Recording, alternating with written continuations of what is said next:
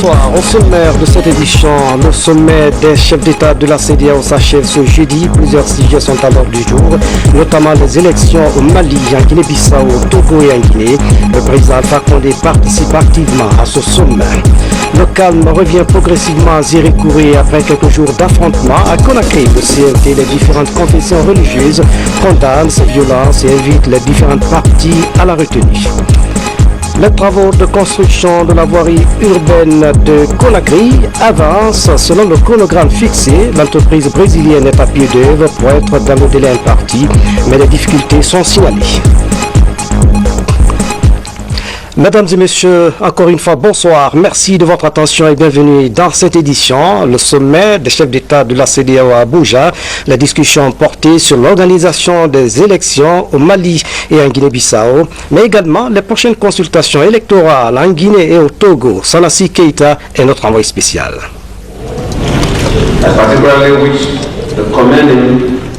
Entre autres sujets débattus au cours de cette 43e session ordinaire de la conférence des chefs d'État et de gouvernement de la CEDEAO, l'évolution de la situation politique et sécuritaire au Mali et en Guinée-Bissau. Un sommet qui a ouvert ses portes ce mercredi 17 juillet 2013, ici à Abuja, la capitale politique nigériane. Les présentes assises constituent une étape très importante dans la marche de la CEDEAO vers l'intégration.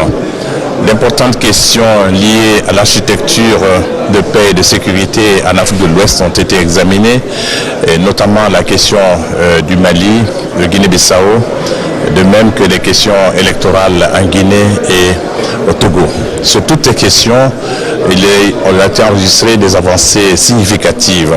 Quand on sait que le Mali va organiser des élections à la fin de ce mois, la Guinée-Bissau à la fin du mois de novembre, et qu'il y a des progrès réels en Guinée pour l'élection législative et de même qu'au Togo.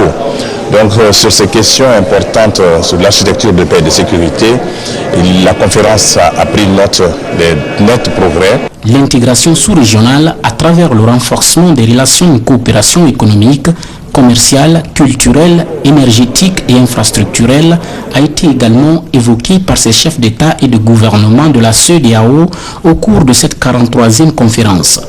Une manière de renforcer davantage les relations d'amitié et de coopération mutuelle entre les États membres de la CEDEAO. Pour cette 43e session ordinaire des chefs d'État et de gouvernement de la CEDEAO, la Guinée a eu l'honneur d'avoir plusieurs postes de responsabilité au sein de cette grande organisation sous-régionale. Au cours de cette session, des postes de commissaires qui n'étaient pas pourvus cette question a été réglée. Je suis heureux d'annoncer que la Guinée a obtenu le poste de commissaire en énergie et aux mines. Je pense que cela est une avancée aussi pour la Guinée et dont il faut se féliciter. Le président de la République a été enfin félicité par ses personnalités pour sa bonne collaboration dans la recherche de solutions à la crise guinéenne en vue de l'organisation rapide des élections législatives, transparentes et inclusives. Retour en Guinée. La situation qui prévaut en Zérékouré préoccupe le gouvernement. Une importante délégation séjourne dans la région pour ramener la paix. Des dispositions sont prises pour éviter désormais les affrontements. Les médias sont invités à traiter ce sujet avec responsabilité. La radio Liberté FM de Zérékouré vient d'être fermée. Isidore Nanamo de Tunkarata et Amara Kamara ont joint au téléphone le ministre de la Communication pour plus de précision. Écoutez-le. Bonsoir, monsieur le ministre. Bonsoir. Vous êtes en mission gouvernementale à Zérékouré. Quelle est la situation qui prévaut maintenant sur le terrain? Maintenant, sur le terrain, la calme est en train de revenir, de s'installer. Les véhicules ont commencé à marcher sur les axes entre Mansanta, Zérékouré et Guédou. Le marché s'ouvre petitement. Les étals s'installent. La situation est sous contrôle. Maintenant, nous sommes en train d'aller de village en village, de sous-préfecture en sous-préfecture, pour apporter le message de faire des critiques sociales du président de la République. Justement, on nous a dit le matin que vous étiez en route pour couler. Qu'est-ce qu'il y a là-bas? Oui, nous sommes allés à couler parce que tout est parti de là. Il y a eu des dégâts. Là, nous avons rassemblé la population. Chacun a pris l'engagement ferme de se comporter comme avant, c'est-à-dire de vivre en harmonie entre toutes les communautés. Oui, monsieur le ministre, justement, la fermeture de Liberté FM à Zérékoré alimente l'actualité à Conakry.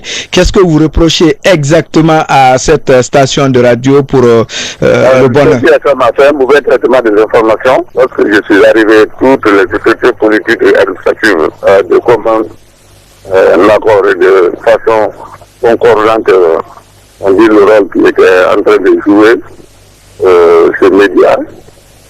Pour ne pas laisser le champ libre à tant de choses, nous avons demandé que le radio soit fermé.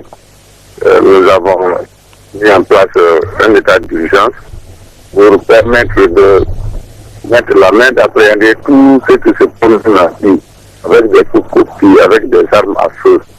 Donc cette mesure, comme on appelle d'urgence, va nous permettre de maîtriser la situation comme on est en train de le faire grâce à l'appui de nos forces de défense et de sécurité qui heureusement sont en train de se comporter de façon professionnelle. Merci bien, monsieur le ministre. C'est moi qui vous remercie. Ici, à Conakry, le CNT regrette les affrontements intercommunautaires survenus à Zérékoré et à Beila. Dans une déclaration officielle, l'institution condamne fermement les atrocités qui ont marqué ces affrontements. Le CNT appelle les différentes parties en conflit à la retenue et au dialogue. Nous vous proposons un extrait de cette déclaration. On écoute Haya Rabiatou Sirayalo. Conseil national de la transition CNT adresse ses condoléances les plus attristées aux familles éplorées et à tout le peuple de Guinée et souhaite prompt rétablissement aux blessés. Condamne avec fermeté les actes de violence, de tuerie et de destruction des biens publics et privés survenus dans les préfectures de Zérékoré et de Beila. Il est intolérable que la violence, les massacres de Guinéens et de Guinéennes deviennent un moyen d'expression. Ceci est inacceptable dans notre pays, quelle que soit la situation ou les motifs évoqués. Lance un appel pressant, fraternel et citoyen aux populations de Zérékoré et de Beila, au calme et à la retenue. Privilégier le dialogue à la place de la violence. Demande au gouvernement de tout mettre en œuvre pour un arrêt immédiat des violences, restaurer la paix sociale dans les localités affectées et garantir la sécurité des citoyens et de leurs biens dans le respect des droits humains. Le calme revient donc à Zérékoré. Les partis en conflit semblent privilégier le dialogue pour aplanir leurs divergences. À Conakry, le secrétariat général des affaires religieuses, le Conseil islamique et chrétien de Guinée appellent les populations de Zérékoré à la retenue. Suivez ce reportage de Mamadou Alpha Bali. Les événements tragiques survenus en région forestière interpellent les religieux guinéens. Les conseils islamiques et chrétiens de Guinée appellent la population de Zérékoré au calme. Le Conseil islamique de Guinée et le Conseil chrétien de Guinée regrettent et condamnent avec la dernière énergie ces actes indignes d'un peuple croyant. Les conseils islamiques et chrétiens s'inclinent pieusement devant les dépouilles mortelles de ses frères et sœurs victimes de la folie humaine et implorent la miséricorde de Tout-Puissant sur leurs âmes et compatissent très sincèrement à la douleur des familles éplorées. Pour le secrétariat général des affaires religieuses, force doit rester à la loi. Nous avons des lois, nous avons la gendarmerie, nous avons la justice. Si quelqu'un te fait du mal, il faut porter plainte. Il ne faut pas toi-même te venger. Ça, l'islam même condamne ça. Des journées de prière pour la paix sont prévues vendredi et dimanche prochain au centre islamique de Donka. L'autre image de l'actualité nationale. Après l'accord politique entre la mouvance et l'opposition sous l'égide du facilitateur de l'ONU, une commission de réception et d'examen des dossiers a été mise en place par la CENI de 6 juillet à aujourd'hui. Seulement 2 parties ont déposé leur dossier. Il s'agit de la NGR et l'ADC, alors que la date limite du dépôt des dossiers est prévue pour le 20 juillet. Les précisions avec Maître Amadou Salifou Kébé au micro de Mohamed Kourma. À ce jour, nous sommes là depuis le 6 juillet et nous acheminons vers la fin du délai imparti de 15 jours. Donc le 20, normalement, nous devons cesser de recevoir les dossiers de candidature. Donc à 72 heures pratiquement de l'échéance qui nous a été impartie par la loi, nous n'avons reçu que 2 dossiers de parties, ce qui est assez alarmant parce que cette nouvelle période de réception des dossiers a été ouverte pour les parties à l'issue des accords. Donc ceux qui sont encore hésitants ou ceux qui sont en retard sur le dépôt des dossiers, que nous les rappelons que nous sommes engagés jusqu'au 20 pour les demander de venir déposer les dossiers pour qu'on puisse ensemble les étudier et déposer notre rapport. L'autre image de l'actualité nationale, l'ONG Association pour le développement de l'habitat social a été reçue au Conseil économique et social. Objectif présenté à cette institution, le projet de création d'une banque de l'habitat et celui de construction des logements sociaux. Le résumé des entretiens avec Nouhou Diallo. L'ONG ADSO, Association pour le développement de l'habitat social, présente au Conseil économique et social son projet pour la réalisation d'un vaste programme de logements sociaux.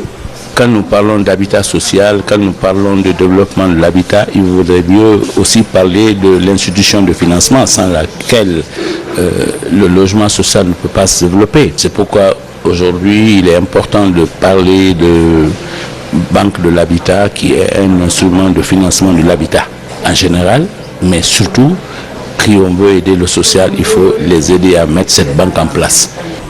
L'ambition de cette ONG est de doter les fonctionnaires guinéens de logements sociaux. L'établissement d'une banque de l'habitat en Guinée est recherché. Il faut faire des maisons pour tous, hein. Sinon, avec le déficit que nous vivons en Guinée, aujourd'hui, vous voyez que vous, les jeunes cadres, vous ne pouvez pas vous permettre une maison aujourd'hui, parce qu'il y a un déficit, et ce déficit nous conduit à la cherté. Et donc, c'est ça qu'il faut arriver à résoudre. L'Association pour le développement de l'habitat social compte sur l'appui du gouvernement guinéen pour la matérialisation de son projet. Dans l'actualité encore, la validation d'un document sur la cartographie des conflits en Guinée. La question a fait l'objet de débats à Conakry. La rencontre était organisée par le ministère de l'administration du territoire et de la décentralisation avec l'appui du PNUD. La cartographie des conflits est une étude réalisée par la Fondation Suisse en vue de trouver une stratégie nationale de préservation des conflits. Mohamed Kamara signe ce reportage.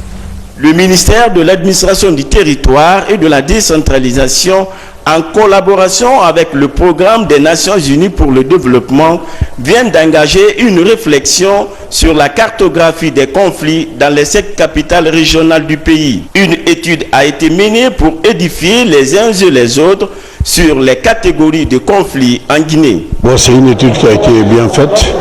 Au jour d'aujourd'hui, nous sommes heureux d'avoir un outil nous permettant au moins de parler de résolution de conflits, parce qu'il nous manquait effectivement cet aspect technique qui nous permet d'aborder vraiment ce conflit.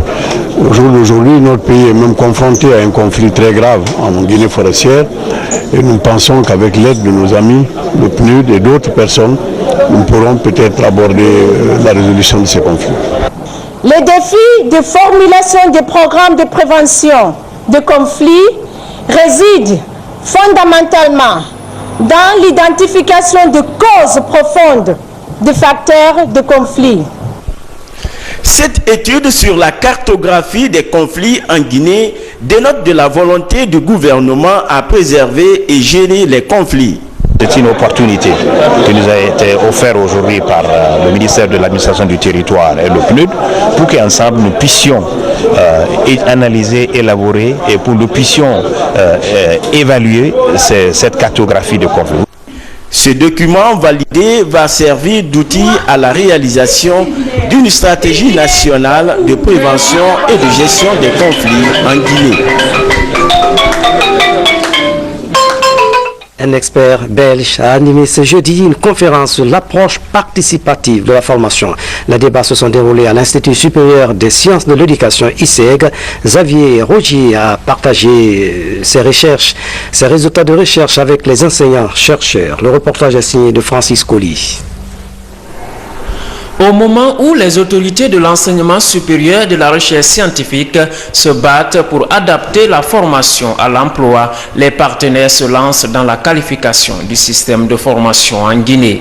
Cet expert belge vient partager les résultats de 25 ans de recherche sur la pédagogie de l'intégration. Aujourd'hui, les résultats de recherche montrent assez clairement que la priorité doit être donnée aux situations d'intégration parce que c'est là que l'élève va pouvoir réinvestir toutes les connaissances qu'il a acquises, tous les savoir-faire qu'il a acquis et c'est là que l'école va lui apprendre véritablement à pouvoir agir dans la vie quotidienne. La pédagogie de l'intégration est basée sur des situations complexes. Elle développe le savoir-faire des apprenants pour les spécialiser dans une filière professionnelle. On doit prôner l'approche par compétences et intégrer les habilités qu'il vient d'énumérer ici le conférencier. Donc, situation problème, situation didactique. Je pense que le résumé de tout ça, c'est l'approche par compétences. La pédagogie d'intégration est la meilleure variante si on n'avait pas ce problème d'effectifs pléthoriques dans nos classes. Parce que c'est une pédagogie qui exige que l'étudiant soit individuellement interrogé sur certains aspects. Et vous savez que chez nous ici, on a beaucoup dans nos classes. La pédagogie de l'intégration, selon l'expert belge Xavier Rougers, a prouvé son efficacité dans plusieurs pays sous-développés. Sa démarche est de faire des premiers en classe les premiers dans la vie pratique également. L'autre temps fort de cette édition, la construction de la voirie urbaine de la capitale se poursuit selon le chronogramme d'exécution des travaux. Cependant, l'occupation anarchique des lieux publics risque d'empêcher le bon déroulement des travaux. L'entreprise brésilienne chargée de l'exécution du chantier s'inquiète. Ansman Toumani Kamara et Aboubakar Souma font le constat. Regardez. Des obstacles non des moindres dans la réalisation des voiries urbaines de Conakry. Il s'agit entre autres de la construction anarchique avec l'occupation des emprises de la voie publique par des citoyens. Sur la route secondaire Kipedadia, bordure de mer dans Ratoma, et la rue Kendeka à Matoto, l'entreprise brésilienne OAS se voit obligée de démolir pour respecter les 7 mètres de largeur des routes à construire. Après les constats sur le terrain, on a trouvé deux problèmes sérieux. L'écoulement des eaux, c'est dans ce sens, mais à côté des mers. Donc la décharge finale des eaux doit se faire ici. On constate qu'il y a des maisons, qu'il y a des bâtiments qui sont sur le chemin naturel des eaux. Entre les rails de Koza et la transversale 2, outre quelques ouvrages de franchissement et des travaux d'adaptation du projet, la plateforme n'attend que le béton bitumineux. On va attendre un peu pour qu'il sèche un peu. Après, on va faire la dernière vérification. Alors ici, à ce moment, il sera prête à faire l'imprégnation. Et ensuite, le gourdon, bien sûr. Si ces travaux, même en pleine exécution, font déjà la fierté des Conakrykas à cause du désenclavement de plusieurs quartiers de la capitale, certains citoyens par contre transforment ces chantiers en un dépotoir d'ordures. Toumani, merci pour ce reportage. Le nouveau représentant de l'UNICEF a été reçu hier, mercredi, par le ministre de la Coopération internationale. Les échanges ont porté sur le renforcement de partenariat entre l'UNICEF et la Guinée. Dr Mohamed a réitéré son engagement à accompagner la population guinéenne. Le reportage de Haya Ramatoulaye Touré dans de prochaines éditions d'information. Une nouvelle mosquée pour les fidèles musulmans de Dandaya situé dans la commune urbaine de Farana. L'édifice a une capacité d'accueil de 2400 places. Il est l'œuvre des fils de la localité, coût de réalisation 2 milliards de francs guinéens. Assistance humanitaire en direction des personnes déshéritées. Une ONG turque vient d'offrir des denrées alimentaires à la couche vulnérable de la capitale, a précisé que cette ONG n'est pas à son premier geste. Ablay Diallo, reportage. L'association d'entraide et de solidarité et le groupe scolaire La Citadelle volent au secours des fidèles musulmans de Guinée, particulièrement aux défavorisés. Près de 40 tonnes de riz et de la viande sont distribués gratuitement par cette ONG turque. Cette année, nous avons prévu plus de 900 familles. Le mois de Ramadan et les fêtes, c'est un partage. Il y a une unité partout dans le monde entier. À cause de les choses, comme on dit, un mois sans Ramadan, la fête de Tabaski, les gens donnent et on fait les arrangements, les distributions de ça. De la citadelle à la grande mosquée Faisal, en passant par la cité de la solidarité et certains orphelinats, les fidèles musulmans saluent cette action humanitaire des coopérants turcs. On est très contents aujourd'hui parce que j'ai amené beaucoup de mes voisins, ils ont gagné le riz, tous mes parents ils ont gagné de riz avec les viandes. Donc, vraiment, je vous remercie, je suis très content. Depuis 2003, ces coopérants offrent des denrées alimentaires pendant le mois de Ramadan et immolent des moutons pour la fête de Tabaski. Dans l'actualité nationale, toujours, Jatropha Guinée est l'une des institutions de la microfinance, je vous le disais hier, qui enregistre des progrès. En une année d'exercice, Jatropha Guinée a accordé beaucoup de crédits aux jeunes et aux femmes, histoire de les accompagner dans le développement des activités créatrices de revenus, bilan et perspectives de Jatropha Guinée, signé Mangafou de Touré. Mamadou Saïdouba fait du cirage de luxe. Il exerce son métier au principal quartier d'affaires de la capitale. Progressivement, le quotidien de Saïdou change. Il a bénéficié d'un crédit de Jatropha Guinée pour démarrer ses activités. Des outils de cirage et autres accessoires sont vite trouvés pour améliorer sa prestation et accroître son revenu à travers cette caisse géante. En plus du cirage et de la vente des journaux, Saïdou, 24 ans, propose également des cartes de recharge à ses clients.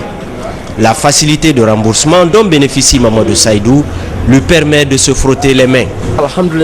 Là, je dirais Alhamdulillah, depuis que j'ai commencé avec cette société Jatropha, je parviens à supporter toutes mes charges. À l'époque, j'avais des difficultés à payer mon loyer, même à manger, il fallait que quelqu'un m'assiste. Mais là, actuellement, j'avoue que je suis en train de traverser une belle période de ma vie. Ce jeune cireur ambulant est le premier séduit par le cadre de travail d'un cireur moderne. Des renseignements sont échangés pour certainement bénéficier des mêmes avantages. À l'image de ce cireur, nombreux sont des jeunes à solliciter l'appui de Jatropha Guinée, une structure de microcrédit en appui aux jeunes. Déjà, 144 cireurs ont bénéficié de crédits à travers des kits mobiles et des stations de cirage VIP. Nous apportons notre soutien en termes de crédit bail à des jeunes qui sont dans le métier et qui ont besoin d'un soutien en matière d'outillage. C'est pour cela que nous avons cette année commencé par les cireurs. Nous allons ensuite attaquer d'autres secteurs d'activité parce que nous ne nous intéressons pas seulement aux jeunes dans le cadre du métier. Avec peu de moyens, l'initiative des microcrédits commence à combler des espoirs. L'élan pourrait évoluer de façon exponentielle si d'autres fonds sont mis à disposition. En attendant, l'institution fait l'unanimité. Elle s'inscrit en droite ligne de la politique du président de la République qui a dédié son mandat aux jeunes et aux femmes. Sur le continent, l'Afrique du Sud et le monde célèbrent ce jeudi le 95e anniversaire du père de l'indépendance sud-africaine, Nelson Mandela. Une occasion de rendre hommage au premier président noir, Nelson Mandela, toujours hospitalisé. Suivez ce reportage. Les Sud-Africains s'attendaient à des funérailles. Ils auront droit à des célébrations. Nelson Mandela fête ce jeudi ses 95 ans alors qu'il est hospitalisé depuis 6 semaines à Pretoria. Et il irait mieux, selon l'une de ses filles qui a fait une déclaration devant des membres du gouvernement sud-africain. Je tiens à rassurer chacun d'entre vous. Je ne suis pas médecin, mais Madiba fait des progrès remarquables. Et nous avons hâte de la voir bientôt à la maison. Tous les journaux sont consacrés à cette journée particulière, devenue depuis 2010 par l'ONU un Mandela Day. Toutes les pensées des Sud-Africains sont tournées vers leur héros national. Je veux dire à Mandela, nous espérons qu'il ira bientôt mieux. C'est une inspiration pour nous tous. Un vrai pionnier, un vrai fidèle. Merci pour tout ce que vous avez fait pour ce pays. Il représente beaucoup pour moi. Il a sauvé notre pays, il nous a donné la liberté. Il y a les paroles, les chants, mais aussi les actes, comme dans cette orphelinat de Pretoria qui accueille les petits-enfants de Madiba. Car en ce jour anniversaire, chacun est appelé à consacrer 67 minutes de son temps à une bonne action. 67 minutes, ce sont les années que Nelson Mandela a consacrées à son combat politique. Les Sud-Africains ne sont pas les seuls à lui rendre hommage et à vouloir faire leur BA.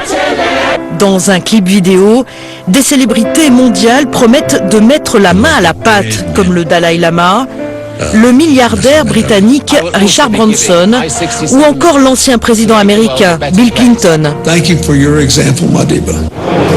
Les dirigeants de l'Union européenne ne sont pas en reste. C'est l'homme de la réconciliation dans son pays et l'Union européenne se construit aussi sur la réconciliation. Nous nous sentons très proches, c'est une figure du monde, un exemple aussi pour tous les jeunes en Europe.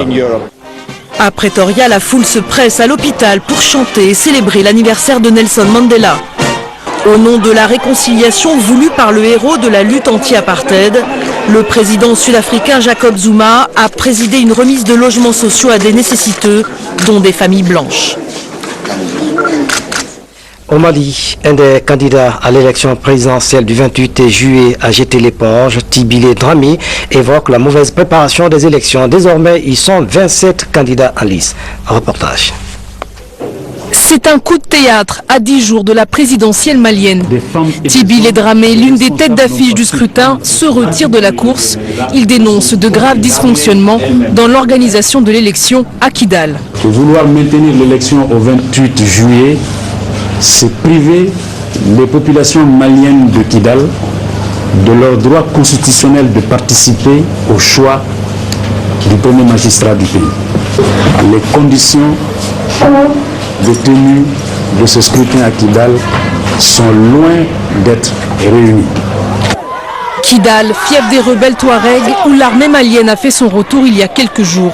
Un retour à la normale, mais en apparence seulement, selon Tibile Dramé.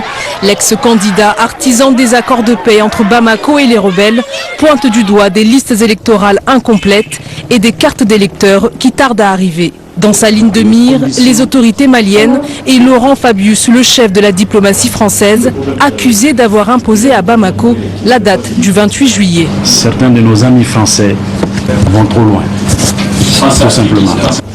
J'ai constaté que M. Fabius est devenu le directeur national des élections au Mali et que je m'inquiétais pour le poste du général Chaka Sangaré. Je dis ça. Une polémique qui n'entrave pas la poursuite de la campagne électorale jusqu'à Kidal. Image symbolique, la rencontre entre des leaders touaregs de la ville et Ibrahim Boubacar Keïta, grand favori du scrutin. C'est le premier candidat à se rendre sur place.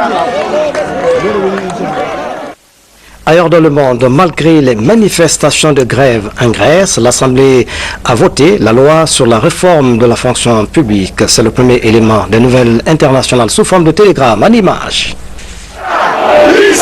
Les vives manifestations, les grèves à répétition, rien n'a pu empêcher le vote de la loi en Grèce. Un vote à minima, 153 voix sur 300. C'est donc le top départ pour la réforme de la fonction publique. Un outil pour renforcer l'austérité, une exigence de l'Union européenne et du FMI. En contrepartie, la Grèce touchera une aide de près de 7 milliards d'euros. Une visite hautement symbolique. Le président birman a été reçu à l'Elysée pour la première fois. L'occasion pour François Hollande de soutenir le processus de transition politique. Il appelle Thein Sein à poursuivre les réformes et à libérer les prisonniers politiques. Une demande dans un contexte de violence contre les minorités musulmanes en Birmanie. Mesdames et messieurs, c'est la fin de cette édition à tous. Merci de nous avoir suivis. Excellente soirée, où que vous soyez dans le monde. À bientôt.